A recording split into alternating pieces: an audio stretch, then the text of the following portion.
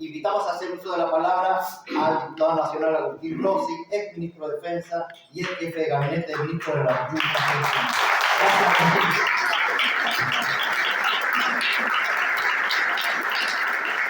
Bueno, muchísimas gracias, queridos compañeros, querida compañera. Muchísimas gracias, Guille, por esta invitación. Muchísimas gracias a todos ustedes por la atención. Ya hace 2 horas, van a estar que aguantar 2 horas más que lo que pensaba hablar yo. No, va a ser mucho menos. Y agradecerles fundamentalmente a todos por la atención. Quiero agradecer especialmente a 2 personas familiares mías, mi tía Raquel y a mi prima Bertilde. Están hoy acá, y obviamente a cada uno de ustedes, digamos, ¿no? ¿Por dónde empezar después de todo lo que se dijo? Bueno, voy a empezar por lo que más les debe gustar a ustedes. ¿Qué pasó en la sesión con Adorno?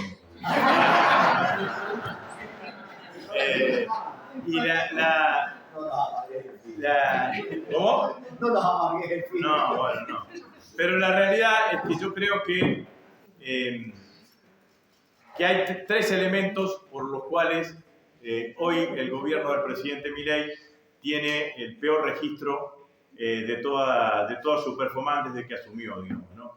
Todas las encuestas, incluso encuestas internacionales, encuestadoras extranjeras que están midiendo hoy en la Argentina, muestran que el presidente Milei hoy tiene un 63-64% de imagen negativa y tiene un 30-34-35% de imagen positiva. La peor performance desde el momento que asumió. Entonces uno se tiene que preguntar, ¿qué es lo que pasó durante este tiempo tan corto? Porque imagínense que este personaje mismo nos ganó las elecciones el 24 de octubre pasado. Han pasado 5 o 6 meses que de ese momento, y digo un poquito más allá, digamos, ¿no? Porque esto también hay que ser honestos con nosotros mismos, digamos, ¿no? En febrero, el 80% de los compañeros decían que parecía que había Milei para rato, ¿no? Cuando nos ganó la votación de la ley de reforma laboral, entonces parecía que había Milei para rato. Ahora todos decimos, mañana se va. Bueno, yo creo que también esto es un mensaje para nuestra fuerza política, un poquito más de templanza, compañeros. Digamos, ni cuando se creía que estábamos mal, estábamos tan mal, ni tampoco ahora que se cree que estamos bien, vamos a ganar las elecciones regulando o quedándonos cruzados de brazos, digamos. Entonces, en esto, menos vaivenes, no tengamos los vaivenes que el compañero mostraba de la economía argentina de los últimos años, tratemos de tener una estabilización de nuestro ánimo político y de nuestro espíritu político. Pero a mi criterio, hay 3 elementos que son los que se conjugan para que hoy Milei tenga ese 63-64% de imagen negativa. Los casos de corrupción son un hecho, claramente, y el caso Adorni, sobre todas las cosas, porque suena más concreto, suena más accesible al conjunto de la sociedad, digamos, ¿no? Todavía nos cuesta explicar el caso Libra, los de las coimas en Andís es más fácil, pero también parece un poquito más lejos. Pero yo creo que lo que hay que visualizar, compañeras y compañeros, con el caso Adorni, independientemente de todo lo que se sabe, es que se les cayó el relato. Se les cayó el lugar donde estaba parado Milei para el relato. Se le acabó el discurso contra la casta. Que ese acierto electoral, comunicativo que tuvo en las elecciones del 2023 se terminó. Se terminó porque queda demostrado que actitudes más castas no se consiguen, porque además, quiero decirle, yo nunca utilizo expresiones absolutistas, pero sí, porque siempre cuando uno utiliza expresiones absolutistas puede englobar a quienes no se sientan englobados. Entonces no digo que hay corrupción en todo el gobierno, pero que es un gobierno de corrupción generalizada. El domingo pasado echaron a un funcionario del Ministerio de Economía que se había olvidado de declarar 7 departamentos en Miami. Se olvidó de declarar 7 departamentos en Miami. Y el titular del ARCA está acusado ¿de qué? De evasión impositiva. y de no cumplir con la ley de lavado de dinero.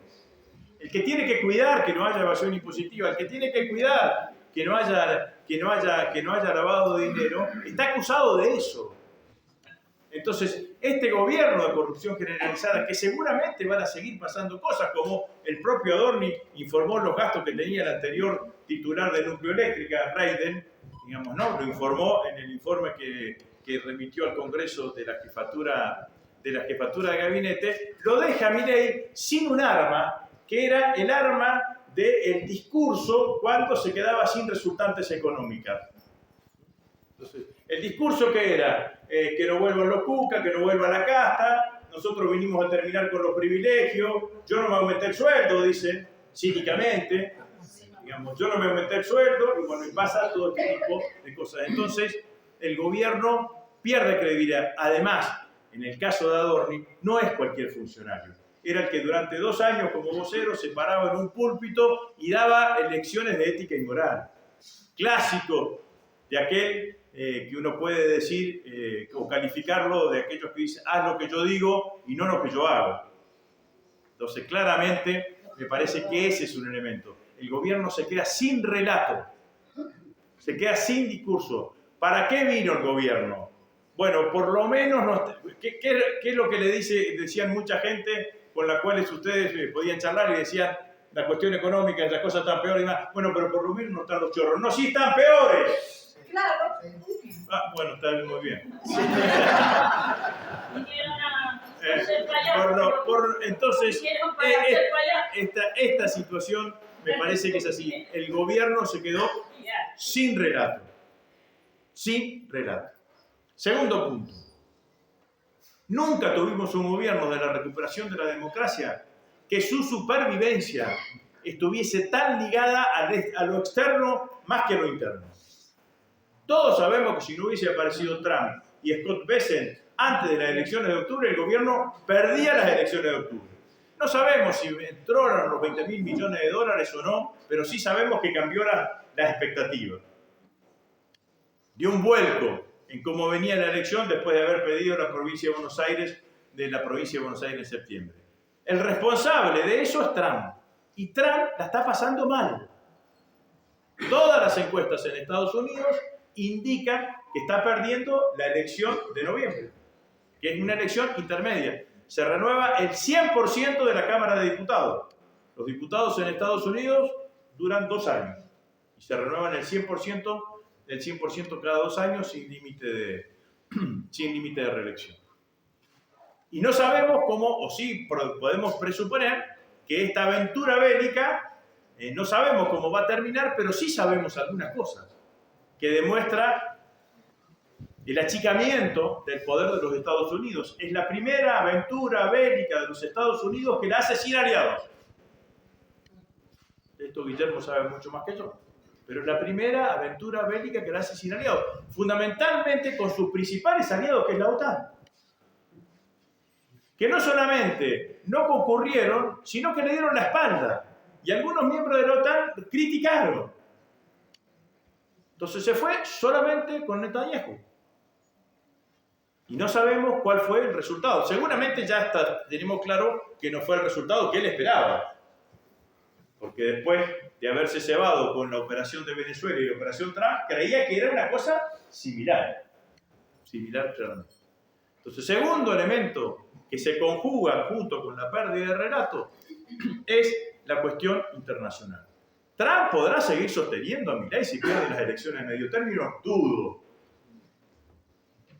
Dudo que pueda seguir sosteniéndolo, porque no solamente viene con este problema, también la Unión Europea se le paró de mano cuando quiso ir contra Groenlandia.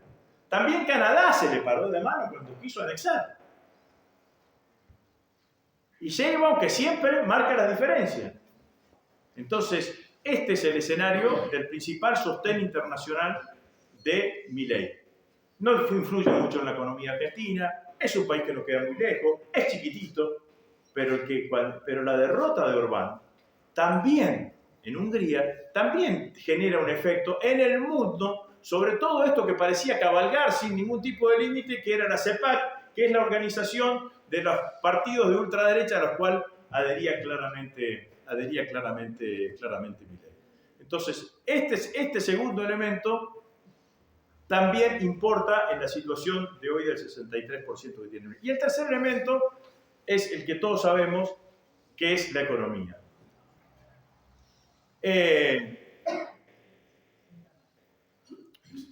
No era políticamente correcto decirlo al principio del gobierno, pero todos sabíamos que iba a terminar mal. Porque terminó mal Martínez de O, porque terminó mal Cavallo. Y ahora estamos en el peor momento de ese ciclo económico. El peor momento del ciclo económico es cuando el ciclo económico se muestra brutalmente vicioso. Ajusto, recesión económica, menor actividad, menor recaudación impositiva y uno de los tótems, que es el superávit fiscal, entra en riesgo no por el lado del denominador, sino por el lado del numerador. Entra en riesgo por la menor recaudación y no por el lado del gasto. ¿Y el gobierno qué dice?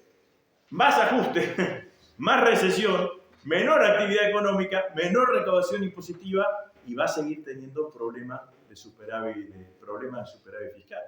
Entonces, esto es lo que le está pasando. Estas tres cosas son las que están conjugando, que dan esta mirada fuertemente negativa que tienen los argentinos sobre la vida, sobre el gobierno del presidente Milei. No es una sola cosa, se conjugaron las tres cosas. Seguramente si la actividad económica sería mejor, quizás lo de Adorni pase más desapercibido, probablemente si la imagen de Trump estaría más potenciada, también le repercutiría a Milei, pero nada de eso está funcionando hoy, queridos compañeros y queridas compañeras. Entonces, el gobierno ha mostrado lo que es. Como título de una película, son feos, sucios y malos.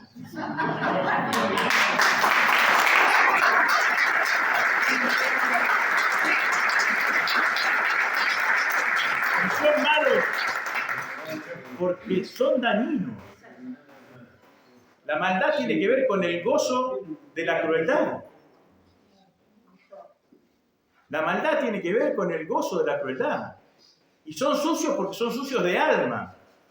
No es una cuestión estética, nada más. Y feos son, digamos, ¿no? Y no hay una película que diga sucios y malos, nada más. Entonces también hay que ponerlos en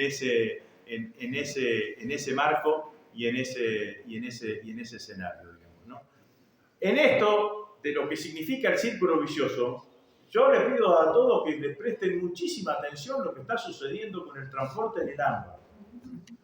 Recuerden ustedes que Boric fue el resultado de lo que pasó con el transporte y los estudiantes que saltaban los molinetes durante el gobierno de Piñera. Recuerden ustedes que uno de los peores momentos de Macron fue con los chalecos amarillos, también con el transporte. Hoy en la provincia, hoy en Cava te encontrás a las 9, 10 de la noche colas de 100, 150 personas esperando el transporte para volver. ¿Y qué sucedió con el transporte?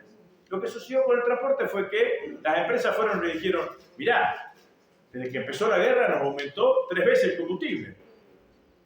Pero no solo nos aumentó 3 veces el combustible, las petroleras nos piden pago en efectivo, porque no saben a qué precio me lo van a tener que volver. Entonces, necesito que me aumentes la tarifa. La tarifa no te la voy a aumentar porque me impacta la inflación. Bueno, entonces dame subsidio. Subsidio no te voy a dar porque no tengo plata. Y entonces, préstame los servicios. Menos choferes, menos colectivos, menos colectivos porque las frecuencias, menor cantidad de frecuencias significa menor cantidad de colectivos. Entonces, el proceso del círculo vicioso es siempre perjudicando al conjunto de la sociedad argentina. Entonces, este elemento me parece que es un elemento que nosotros tenemos que tener muy en cuenta, y traté de graficar más o menos lo que vengo pensando de que por qué está sucediendo esto hoy en la Argentina. Los rumores que están del gobierno son de todo tipo. Los rumores son de todo tipo. Y todos los rumores son de que estamos en presencia de un proceso también de degradación interna, del gobierno, que habrá que ver cómo sigue. Bueno, ¿cómo encuentra el peronismo a la oposición este proceso? Bueno, yo creo que el peronismo está desorganizado ordenadamente. Entonces, es contradictorio, pero es así, digamos, ¿no? ¿Qué desorganiza? En general desorganizamos los dirigentes. ¿Qué ordena? La idea de la unidad. La idea de la unidad. La idea de que la unidad no te garantiza la victoria, pero la división te consagra la victoria.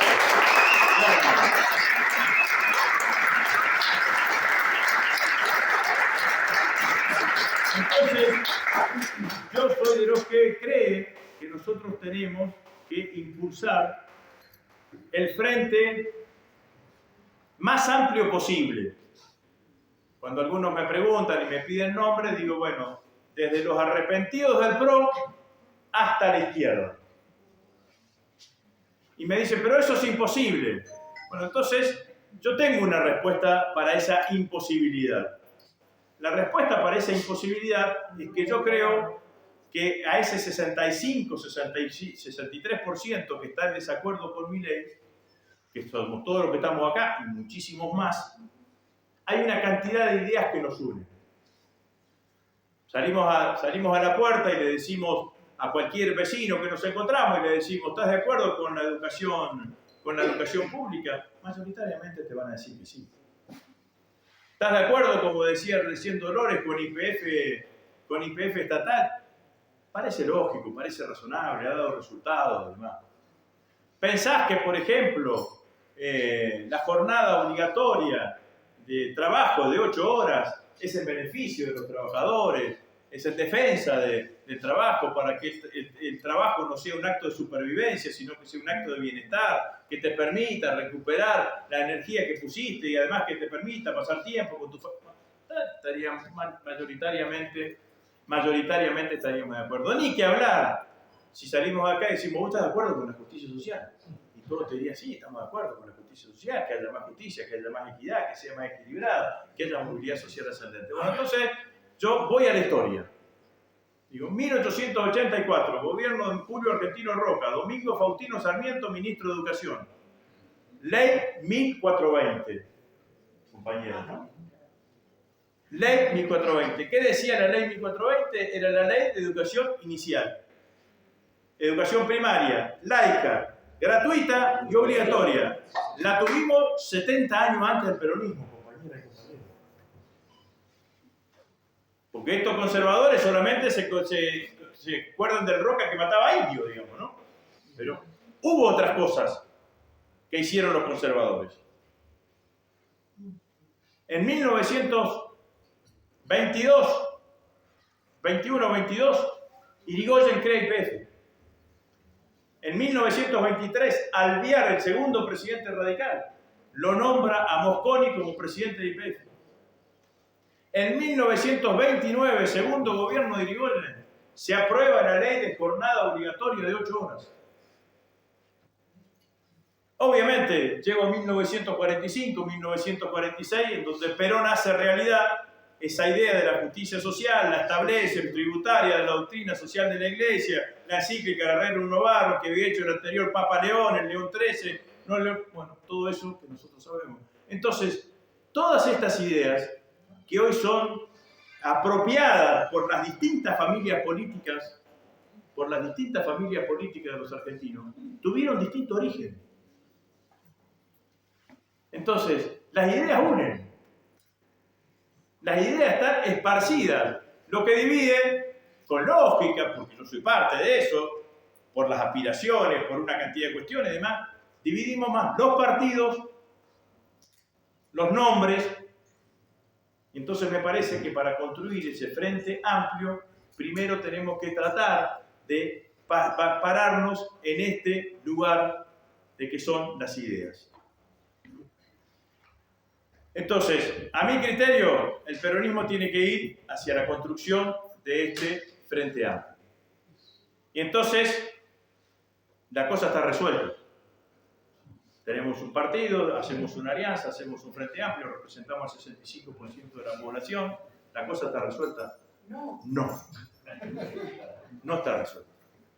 No está resuelta porque yo creo hoy, y quiero que se entienda bien, voy a tratar de explicarlo de la mejor manera posible, de que el peronismo es como un cuerpo sin alma. Tenemos cabeza, tenemos muchos dirigentes muy capaces, muy inteligentes, además nos movemos, vemos que hay movimientos de organizaciones, de sectores.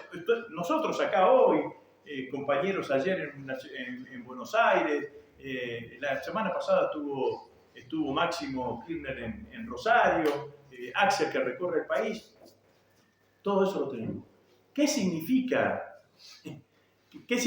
para mí el alma?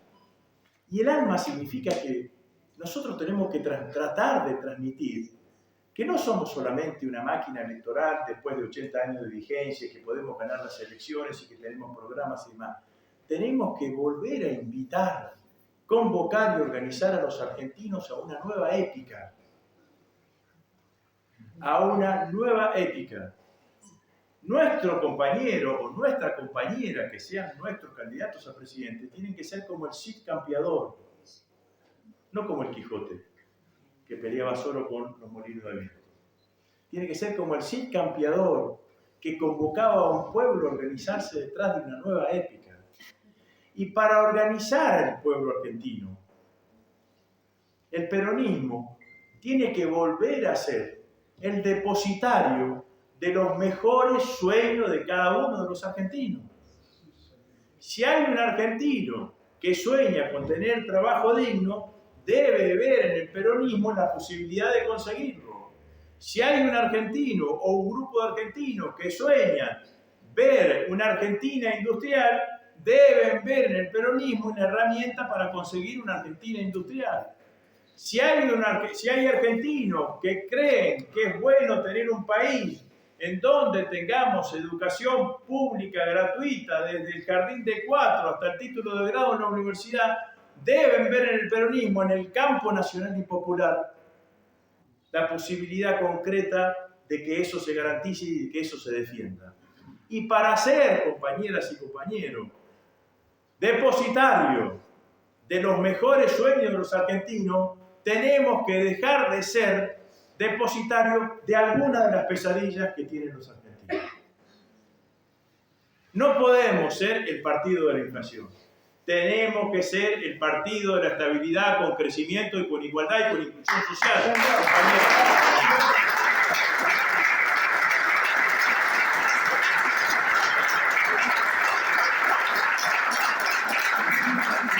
No podemos ser el partido de la inseguridad. Tenemos que ser el partido de una seguridad pública con respeto y con respeto por los derechos humanos. Eso es lo que tenemos que hacer. Entonces, compañeras, y otros temas, tampoco podemos ser el partido de la corrupción.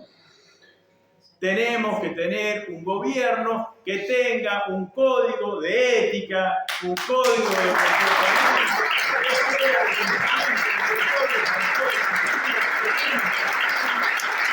No porque seamos corruptos, sino porque nos pusieron en ese lugar. Y tenemos que ser como la mujer del César. No solo hay que hacerlo, sino que también tenemos que parecerlo.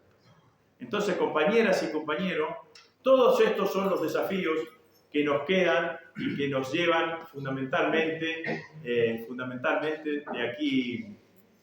aquí para adelante. El desafío que tiene la Argentina en los próximos años no solamente va a necesitar de todos estos que dije anteriormente, sino también va a necesitar de pueblo en la calle. Nadie crea que si ganamos las elecciones y si tenemos mayoría en ambas cámaras va a alcanzar para gobernar, compañeras y compañeros, porque como decía el general Perón, tantos que hablan de peronismo ortodoxo, para hacer una tortilla hay que romper un par de huevos y el que sea presidente tiene que estar dispuesto a romper los huevos que sean necesarios.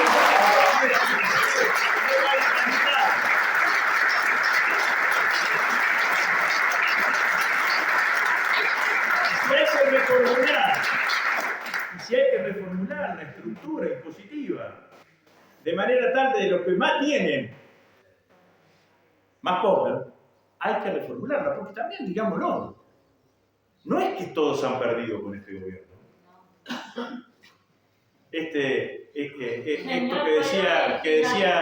Esto que decía Guille recién, de la concentración económica que existe acá en Mendoza, y se refería específicamente a la cuestión de la cartelización que hay con las empresas constructoras.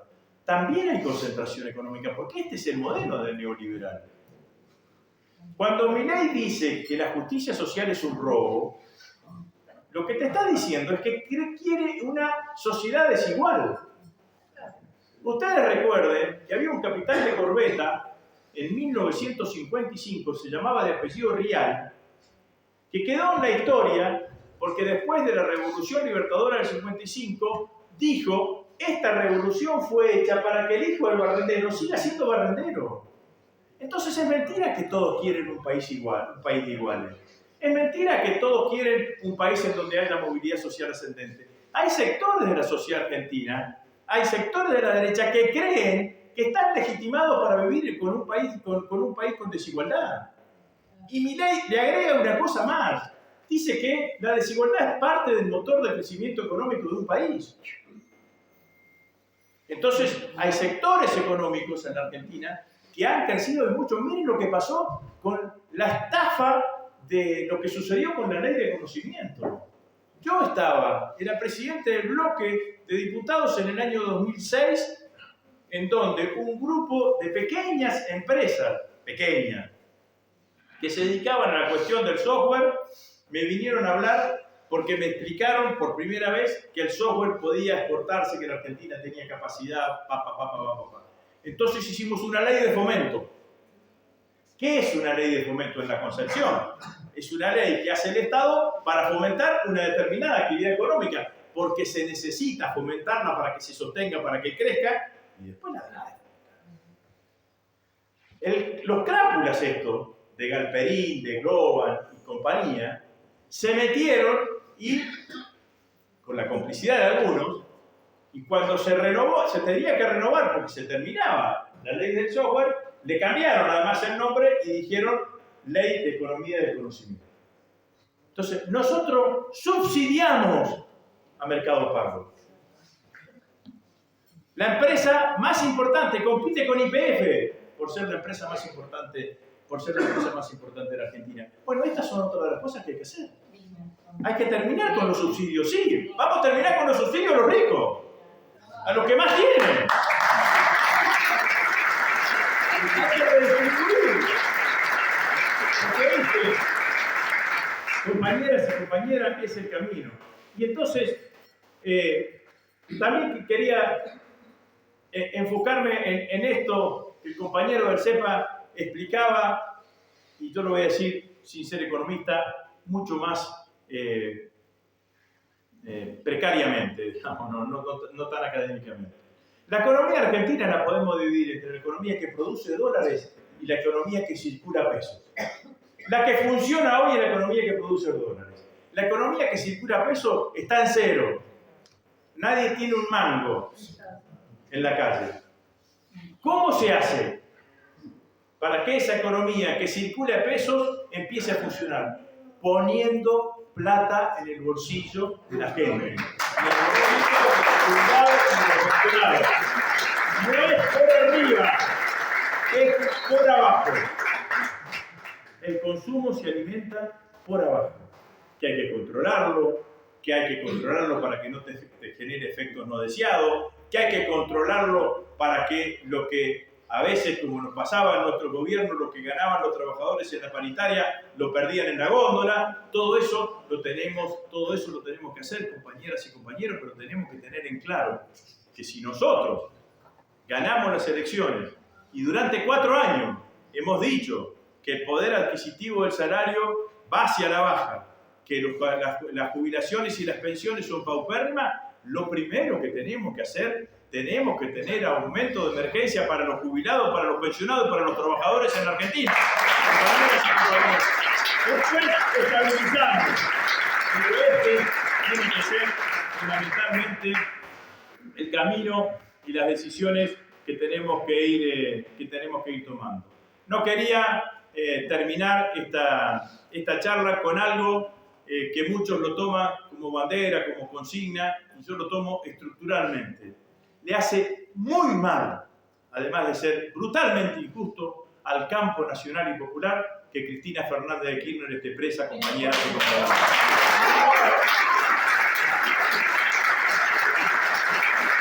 Y creo que ese intríngulis. Voy a decir una cosa. Cristina libre. Bueno, compañera, es que ese intríngulis nosotros tenemos que resolverlo al inicio de la campaña electoral. Miren, compañeras y compañeros, cuando estudiaba ingeniería y estudiaba análisis matemático, me enseñaron que los problemas matemáticos tienen problemas de borde. Los problemas de borde son los que están presentes y que uno no los puede cambiar. Entonces, compañeras y compañeros, Cristina no puede estar un día presa en un gobierno nacional y popular. Será por indulto, será por ley de amnistía, será porque la Corte modifique el fallo, pero nosotros eso lo tenemos que resolver desde el primer día de nuestra campaña. Muchísimas gracias.